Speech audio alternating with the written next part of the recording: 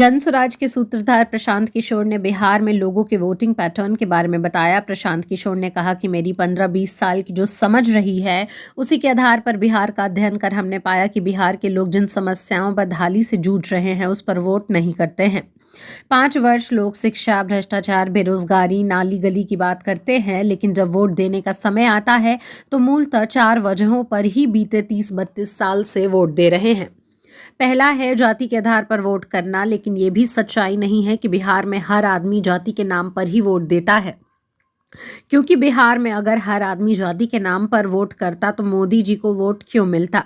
या जो मुसलमान समाज के लोग जाति के नाम पर लालू जी को वोट करते हैं वे भी नहीं करते। आगे उन्होंने क्या कुछ कहा, सुने।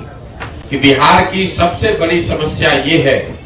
कि यहाँ के लोग जिन समस्याओं से, जिन परेशानी बदहाली से जूझ रहे हैं उन पर वो वोट नहीं करते। तो 5 वर्ष आप शिक्षा की बात करते हैं, भ्रष्टाचार की बात करते हैं, सड़क नाली गली की बात करते हैं, लेकिन वोट यहाँ मूलतः लोग 4 वजहों से पिछले 30-35 साल से दे रहे हैं। पहली वजह है जाति। लोग जाति के आधार पर बड़ी संख्या में वोट करते हैं,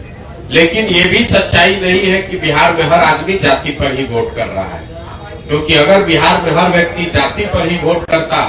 तो माननीय मोदी जी को तो कोई वोट ही नहीं मिलता,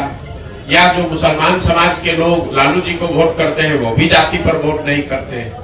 तो पहला एक बड़ा वर्ग जरूर है जो जाति पर वोट करता है, लेकिन एक बहुत बड़ा दूसरा वर्ग है जो जाति के बजाय धर्म के आधार पर या राष्ट्रवाद के नाम पर भाजपा को वोट करता है। तीसरा एक बहुत बड़ा वर्ग है जो लालू जी के डर से भाजपा को वोट करता है, और चौथा जो मुसलमानों का एक तबका है जो